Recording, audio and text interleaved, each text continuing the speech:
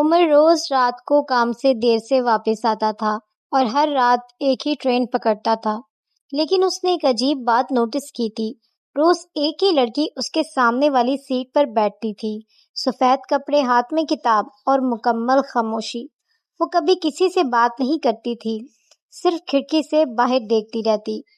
پہلے عمر نے دھیان نہیں دیا، لیکن پھر اس نے محسوس کیا کہ وہ لڑکی ہمیشہ اسی اسٹیشن پر اترتی تھی جہاں کوئی اور نہیں اترتا تھا، ایک سنسان اندھیرا اسٹیشن۔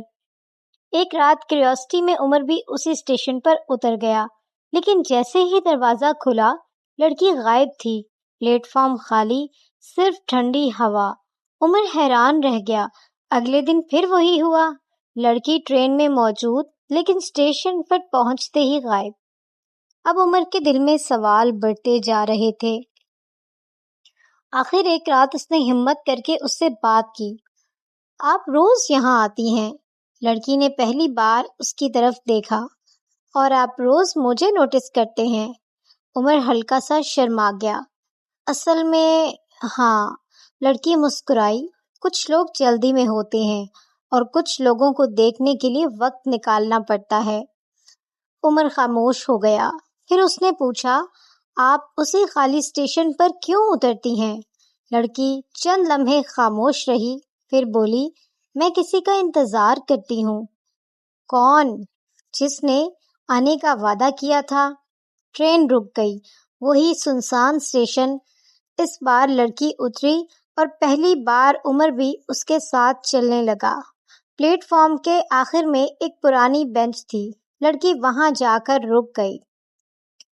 5 سال پہلے، وہ آہستہ سے بولی، میں یہاں کسی کا انتظار کر رہی تھی۔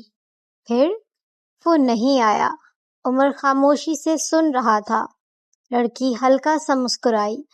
اس دن مجھے سمجھ آیا، بعض لوگ وعدے تو کر دیتے ہیں مگر وقت نہیں نکالتے۔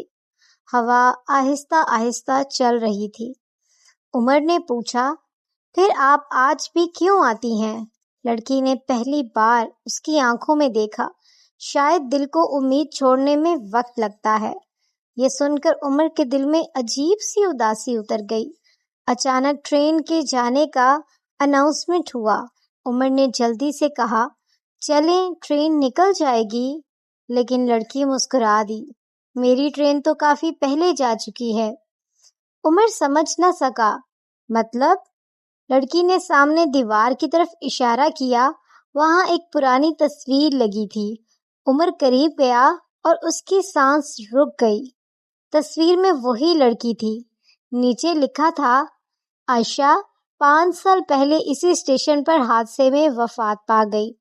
عمر کے ہاتھ کانپنے لگے۔ وہ فوراً پیچھے مڑا۔ لڑکی وہاں نہیں تھی، صرف اس کی کتاب بینچ پر پڑی تھی۔ عمر نے آہستہ سے کتاب کھولی۔ اندر ایک جملہ لکھا تھا، اگر کوئی آپ کے لیے وقت نکالتا ہے تو اسے کبھی انتظار میں مت چھوڑیں۔ اس رات کے بعد عمر نے کبھی کسی اپنے کو بعد میں نہیں کہا، اور ہر بار ٹرین میں بیٹھتے ہوئے وہ اسے خالی سیٹ کو دیکھ کر مسکرا دیتا تھا۔ کچھ ملاقاتیں ڈراتی نہیں بلکہ بدل دیتی ہیں۔